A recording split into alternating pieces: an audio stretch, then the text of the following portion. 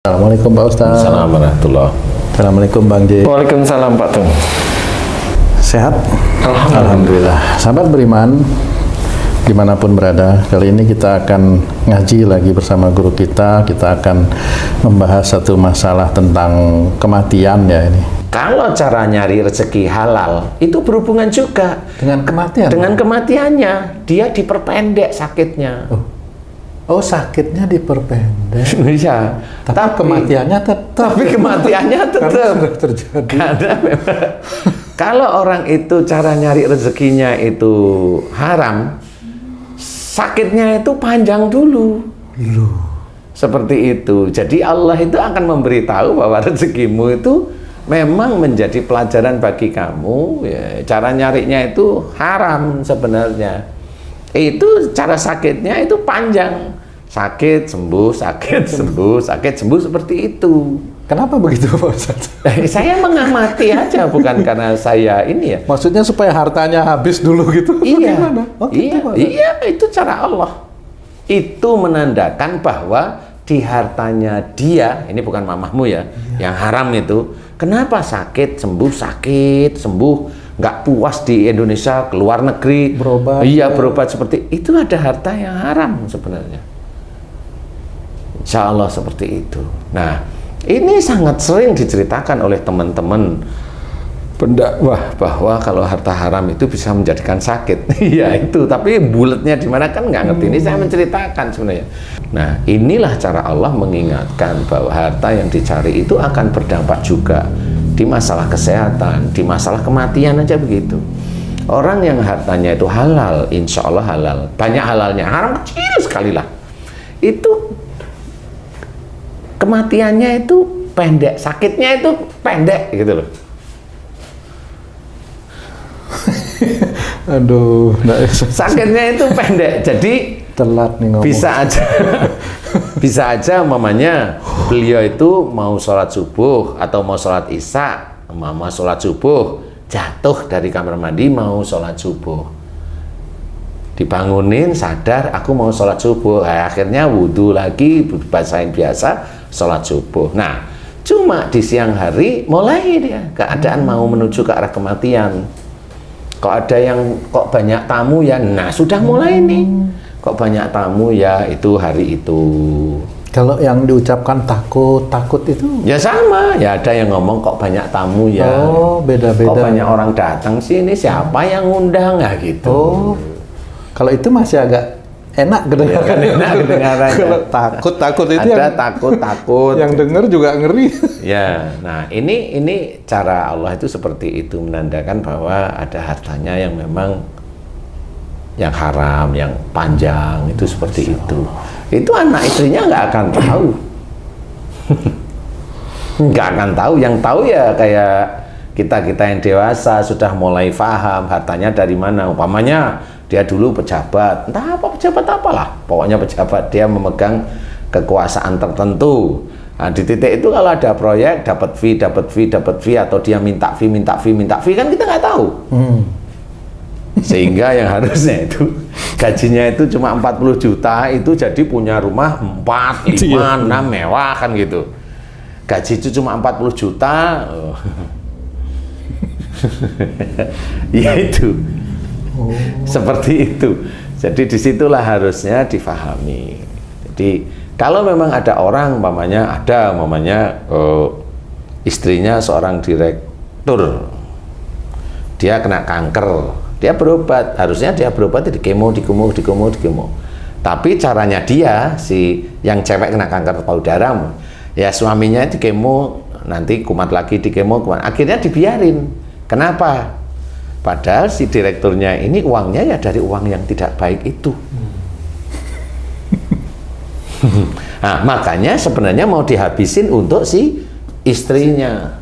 Tapi karena dia juga tambeng, dablek, akhirnya dibiarin. Istri saya juga udah mulai tua, udah biarin aja, ya mati akhirnya. Gitu. Nah, matinya ini memang akhirnya dia mencoba untuk tidak membuang uang banyak. Tapi uang yang haram di sini tetap nanti dia akan makan. Nah, Anaknya juga makan. Cucunya juga dia makan. Disinilah nanti dia akan bertanggung jawab di akhirat. imam yang memberi makanan-makanan haram seperti itu, dan itu akan bertanggung jawab. Bisa aja besok dia sakit, ya bener panjang juga, tapi nanti gantian. Karena anaknya pada waktu sakit, anaknya itu dilihat kok hartanya semakin lama semakin kurang, anaknya lama-lama udah Pak di rumah aja, mati nanti dia. Nah, anaknya juga rebutan harta-harta yang haram, ya sama. Nah, ini harus kita waspadai, makanya kita harus mencari harta yang halal. Carilah harta yang halal, yang baik, ya mudah-mudahan berkah lah ya. Disitulah nanti tetap kematian itu akan mengikuti sebenarnya. Nah, itu hikmahnya di situ. Maaf Pak Ustadz, apa sebenarnya rahasia dari semua perbuatan baik yang dilakukan itu agar itu menjadi benar-benar menjadi amal soleh bagi seseorang itu?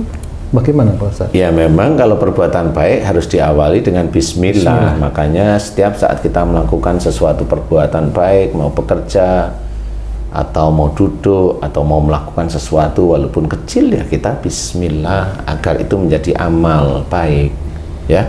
Tapi kalau amal baik itu kita kerjakan walaupun dengan bismillah, tapi nanti akhirnya kita itu ujub, riak dan sombong dan bangga terhadap amal baik yang kita kerjakan, habis. Malah menghancurkan perbuatan itu sendiri jadi. Ya, itu sama seperti kamu belajar naik motor, hati-hati ya, kan seperti itu. Iya. Jadi kamu berbuat baik, tapi ingat ya, belajar tidak ujub, tidak riak, tidak bangga, tidak sombong, ya itu loh maksudnya. Begitu. Analoginya seperti itu. Jadi harus diberikan. Jangan digebyah uyah, disamaratakan.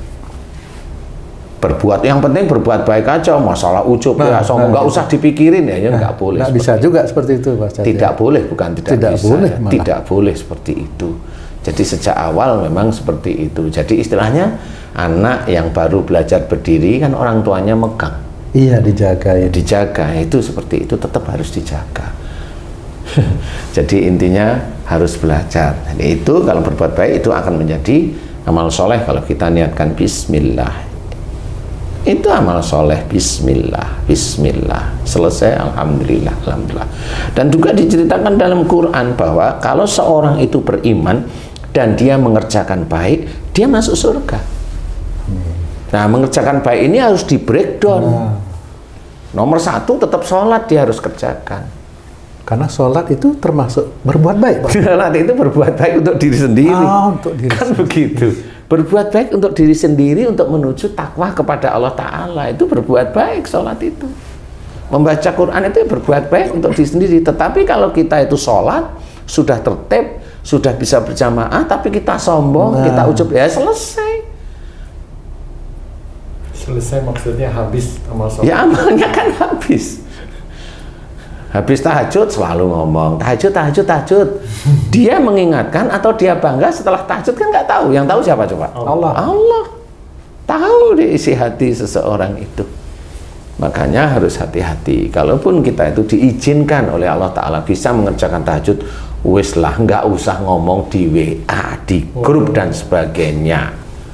Ya, ada lagi yang sholat dia rekam sholatnya, dimasukin ke Facebook atau IG. Ini maksudnya apa? Kebanyakan kan untuk edukasi katanya seperti itu. Edukasi zaman sekarang Iya, itu sudah banyak. Intinya itu kamu itu ingin terkenal sebenarnya. Iya, janganlah seperti itu. Karena hatimu itu Allah tahu. Kalau saya menceritakan begini itu karena apa? Rata-rata orang itu mau ujub, riak, sombong, bangga. Itu intinya, janganlah ya. Belajar jangan. Nah itu nanti tetap akan ditulis menuju mana, ujub, riak, sombong. Itu nanti akan ditulis menuju ke arah kematiannya. Cukup suara azan dan beker aja yang membangunkan, nggak perlu lewat WA. Lebih aman. Ya, jadi kita harus memahami itu, bahwa kematian pun sebenarnya itu adalah petunjuk dari Allah Ta'ala, hikmah bagi orang-orang yang ada di sekitarnya. Kita harus pahami. Dan jangan berpikir bahwa nanti di makam seseorang harum itu pasti baik, ya belum tentu. Siksa kubur itu ada Pak Ustaz? Siksa kubur insya Allah tetap ada.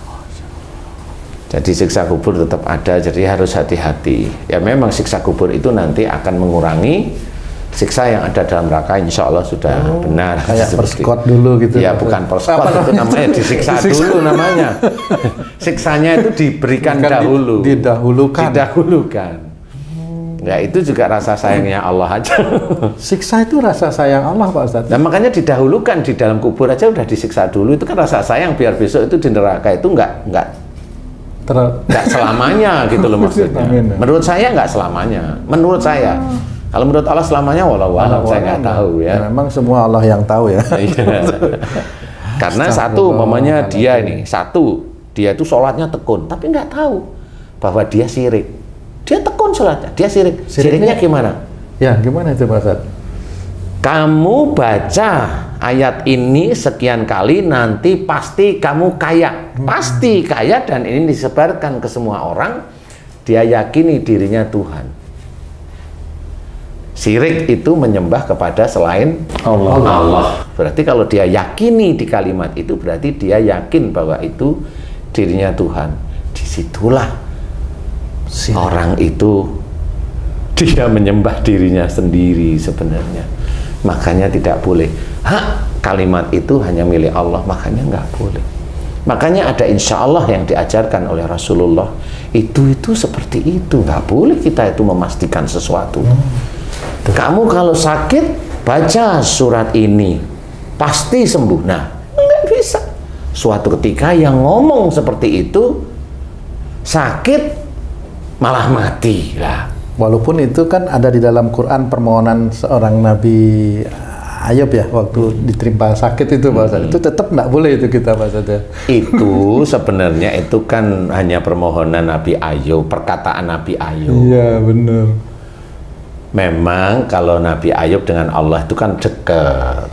Yang harus kita ketahui, Nabi Ayub sakit itu hati-hati, jangan bilang itu dari perbuatan Nabi Ayub. Jangan bilang disamakan dengan manusia. Nabi Ayub sakit, sebelum sakit itu sudah satu nih. Itu digoda setan dengan hartanya Nabi Ayub itu dihabiskan oleh setan. Satu. Yang kedua, anaknya dimatikan oleh setan. Dua, Nabi Ayub tetap sujud kepada Allah Ta'ala. Itu setan minta pada Allah. Nah, di tiga, Nabi Ayub diberi sakit oleh setan. Oleh setan. Makanya kalau ada orang Muslim yang bertanya bahwa Nabi Ayub itu sakitnya dari perbuatan, lah kamu tanyanya jangan begitu. Kalau begitu sepertinya Nabi Ayub itu sama seperti kamu. Gitu, enggak boleh, harus tahu. Gitu ceritanya. Asbabnya itu harus tahu dulu. Nah, disitulah bahwa makanya Nabi Ayub itu dalam kalimat tersebut diganggu oleh setan, memohon agar Allah itu melindungi dan memberikan kesembuhan. Ya, akhirnya ya diberikan. Suruh menjejak tanah, keluarlah air. Itu Allah kalau itu. Nah, kan harus paham. Jadi enggak semuanya seperti itu, nggak bisa. Nabi Ayub doanya itu bukan masa doa, itu pernyataan Nabi Ayub seperti bicara dengan Allah. Pelajarannya seperti apa akhirnya yang kita bisa ambil? Jangan merasa bahwa doa itu kalau dibaca pasti sembuh, tidak boleh. Tidak boleh. Kalau kita tes, jangan cuma masalah itu ya. Kita tes, orang yang terkena sihir itu dibacain surat Al-Falaq sama An-Nas, itu juga jarang yang bisa sembuh. Mengulang lagi bertahun-tahun. Kenapa? Karena pasien saya seperti itu. Saya sudah bacain terus setiap hari. Nah, sudah berapa minggu atau bulan? Bertahun-tahun Ustaz. Loh, kok nggak bisa sembuh? Nah, kan tahu bahwa Al-Falaq sama An-Nas ini permohonan kepada Allah Ta'ala. Dilindungi dari sihir.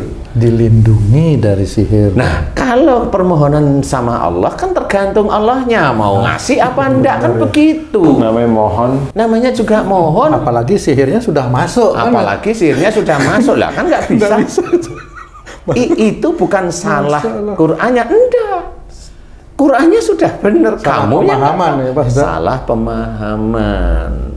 Dan yang jelas Allah itu akan mengabulkan doa, itu ditulis dalam surat As-Surah ayat 26 diceritakan wa yastajibul ladzina amanu wa amilus sholihat. Nah, ini cara Allah mengabulkan, dan Allah mengabulkan doa orang yang beriman, imannya kuat dan selalu mengerjakan amal soleh. Nah, baru dikabulkan. Kan begitu. Jadi orang yang dia imannya nggak kuat langsung baca itu ya nggak bisa. Karena apa? Karena yang ngomongin itu nggak ngerti ayat-ayat yang berhubungan. Makanya kalau ada seseorang menyuruh doanya Nabi Ayub itu dipakai kalau untuk sakit, pasti sembuh, jangan bilang pasti. Buktiin dulu dari 100 orang sembuh nggak semuanya. Kan itu survei namanya. Jangan bilang pasti Allah, janji Allah pasti dipenuhi loh. Persoalannya bukan janji Allah itu pasti dipenuhi. Kadang-kadang seseorang itu yang nggak paham maksudnya Allah Ta'ala. Itu Nabi loh, minta kepada Allah, bukan kita. Nabi itu terjaga dia. Punya sifat maksum loh, rata-rata ya Ji ya. Punya sifat seperti itu, maksum. Makanya beliau jadi Nabi. Meminta, istilahnya memberikan pernyataan, memberikan keluhan kepada Allah Ta'ala. Baru Allah memberikan Ayub, kamu tetap sujud kepadaku Allah, gitu kan akhirnya diberi. Lah kalau kita manusia itu kalau sakit baru dia tobat. Betul banget. Kalau dia nggak bisa bayar utang baru dia cari ustaz. Betul banget Ya. Dia tidak pernah bertanya bagaimana caranya hidup baik agar besok itu rezeki itu diberikan kepada Allah Ta'ala kepada kita, nggak pernah. Karena yang ngasih itu kalau kamu kaya baca ini kayu pahit.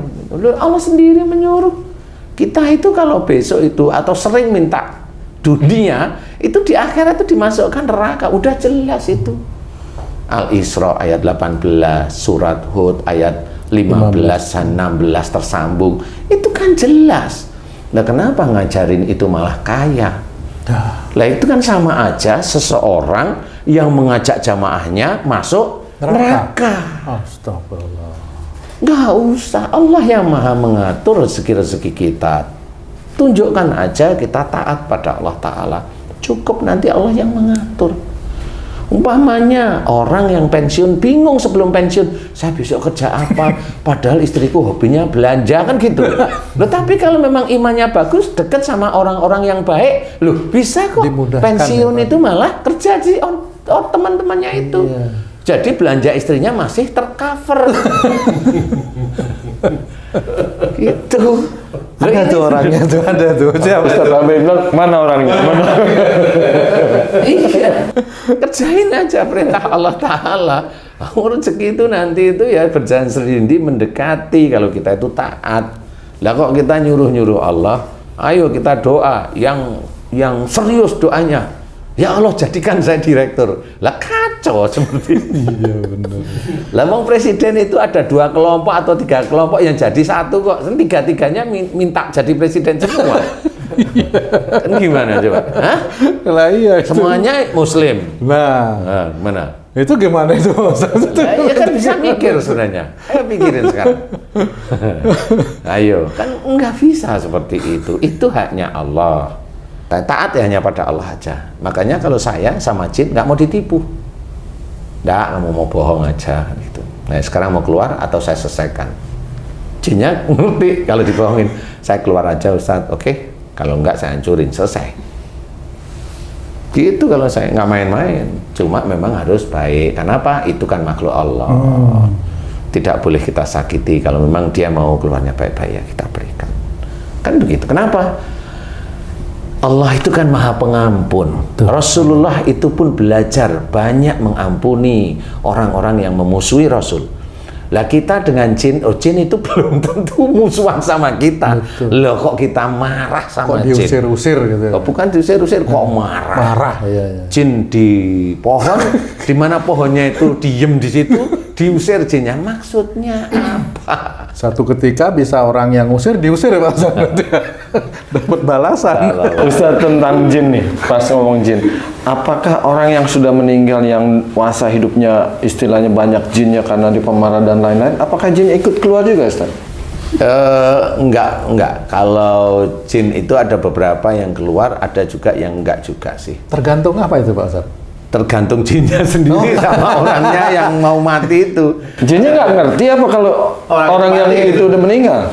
Ya tahu kali ya, tapi dia juga terkait sumpahnya dengan orang itu. Oh, sehidup semati. Sehidup semati sama kalau orang itu bersumpah akan aku Jin lindungi. itu bersumpah. Orangnya bersumpah, orang yang akan bersumpah. aku lindungi anak cucuku. Wah, ini ilmunya seneng sekali ya.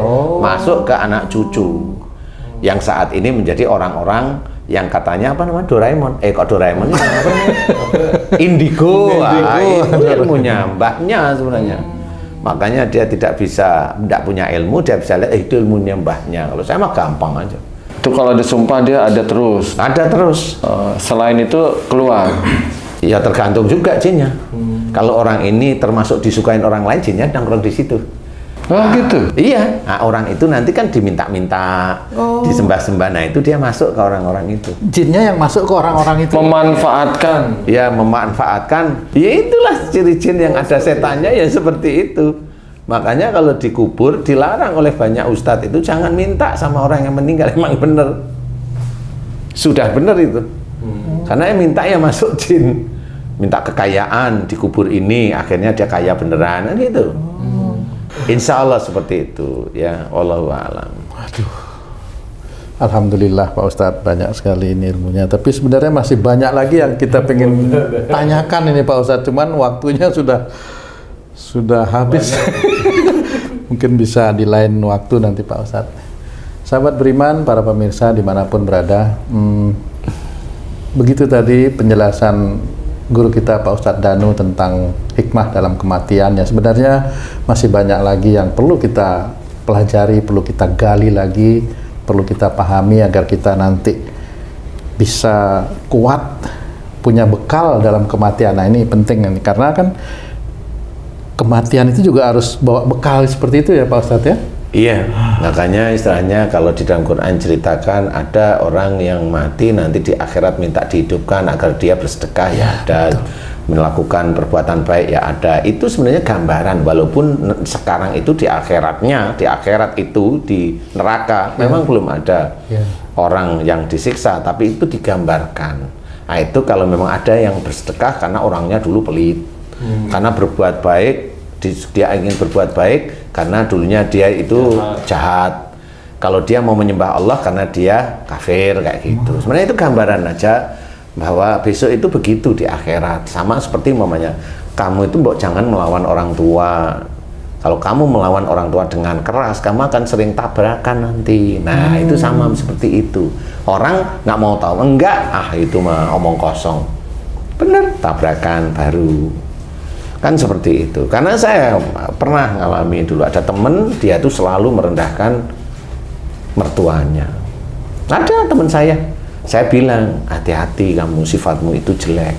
Nanti kalau kamu punya anak yang berikutnya, sekarang anakmu yang lahir ini masih normal, anak berikutnya kalau kamu merendahkan cara berpikir orang tuamu karena kamu dosen, merendahkan orang tuamu itu petani biasa, kamu merendahkan, otak anakmu nanti direndahkan oleh Allah Ta'ala yang sering kita namakan Down syndrome. Waktu itu dia santai aja, nggak dengerin. Karena kamu temen, saya kasih tahu. Wah, suatu ketika Kejadian 1-2 tahun lah itu, benar dia nyari saya. Saya nggak pernah ketemu lagi habis itu.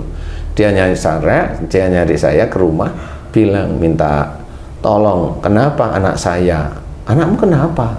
Ini lihat Ustaz. Di bawah Down syndrome.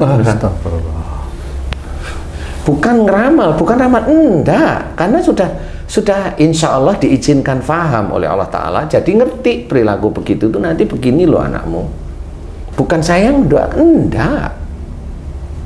Seperti itu. Makanya di sini harus belajar beneran. Ya kayak mamanya, mamahmu seperti ini, saya ngomong.